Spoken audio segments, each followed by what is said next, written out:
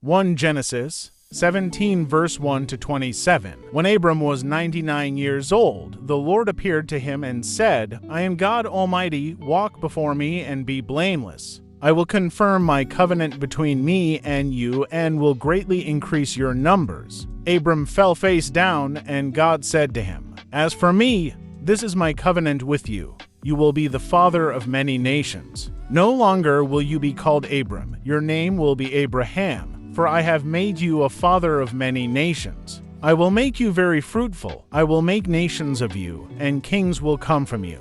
I will establish my covenant as an everlasting covenant between me and you and your descendants after you for the generations to come, to be your God and the God of your descendants after you. The whole land of Canaan, where you are now an alien, I will give as an everlasting possession to you and your descendants after you, and I will be their God. Then God said to Abraham, As for you, you must keep my covenant, you and your descendants after you for the generations to come. This is my covenant with you and your descendants after you, the covenant you are to keep. Every male among you shall be circumcised. You are to undergo circumcision, and it will be the sign of the covenant between me and you. For the generations to come, every male among you who is 8 days old must be circumcised, including those born in your household or bought with money from a foreigner, those who are not your offspring. Whether born in your household or bought with your money, they must be circumcised. My covenant in your flesh is to be an everlasting covenant. Any uncircumcised male who has not been circumcised in the flesh will be cut off from his people. He has broken my covenant. God also said to Abraham, As for Sarai your wife, you are no longer to call her Sarai. Her name will be Sarah. I will bless her and will surely give you a son by her. I will bless her so that she will be the mother of nations. Kings of peoples will come from her. Abraham fell face down. He laughed and said to himself, Will a son be born to a man 100 years old? Will Sarah bear a child at the age of 90? And Abraham said to God, If only Ishmael might live under your blessing. Then God said, Yes, but your wife Sarah will bear you a son, and you will call him Isaac. I will establish my covenant with him as an everlasting covenant for his descendants after him. And as for Ishmael, I have heard you. I will surely bless him. I will make him fruitful and will greatly increase his numbers. He will be the father of 12 rulers, and I will make him into a great nation. But my covenant I will establish with Isaac, whom Sarah will bear to you by this time next year. When he had finished speaking with Abraham, God went up from him.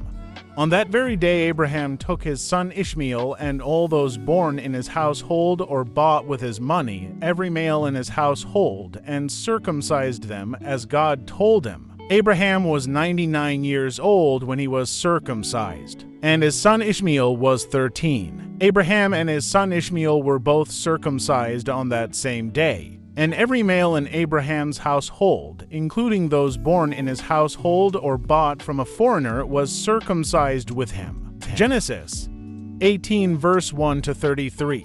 The Lord appeared to Abraham near the great trees of Mamre while he was sitting at the entrance to his tent in the heat of the day. Abraham looked up and saw 3 men standing nearby.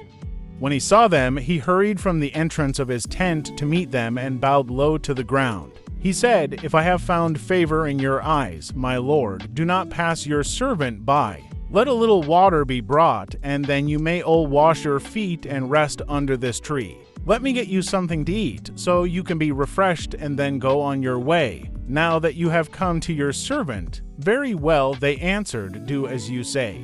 So Abraham hurried into the tent to Sarah. Quick, he said, Get 3 seahs of fine flour and knead it and bake some bread. Then he ran to the herd and selected a choice, tender calf and gave it to a servant who hurried to prepare it. He then brought some curds and milk and the calf that had been prepared and set these before them.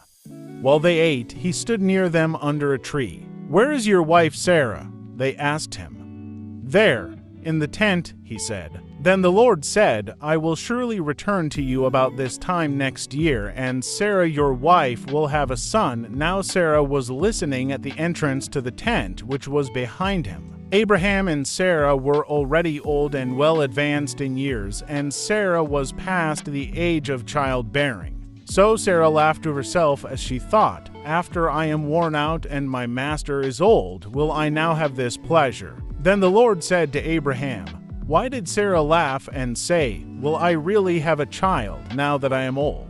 Is anything too hard for the Lord? I will return to you at the appointed time next year, and Sarah will have a son." Sarah was afraid, so she lied and said, "I did not laugh," but he said, "Yes, you did laugh." When the men got up to leave, they looked down toward Sodom, and Abraham walked along with them to see them on their way. Then the Lord said, "Shall I hide from Abraham what I am about to do? Abraham will surely become a great and powerful nation, and all nations on earth will be blessed through him. For I have chosen him so that he will direct his children and his household after him to keep the way of the Lord by doing what is right and just, so that the Lord will bring about for Abraham what he has promised him." Then the Lord said, "The outcry against Sodom and Gomorrah is so great and their sin so grievous, that I will go down and see if what they have done is as bad as the outcry that has reached me. If not, I will know." The men turned away and went toward Sodom, but Abraham remained standing before the Lord. Then Abraham approached him and said, "Will you sweep away the righteous with the wicked? What if there are 50 righteous people in the city? Will you really sweep it away and not spare the place for the sake of the 50 righteous people in it? What if the number of the righteous is 5 less than 50? Will you destroy the whole city because of 5 people?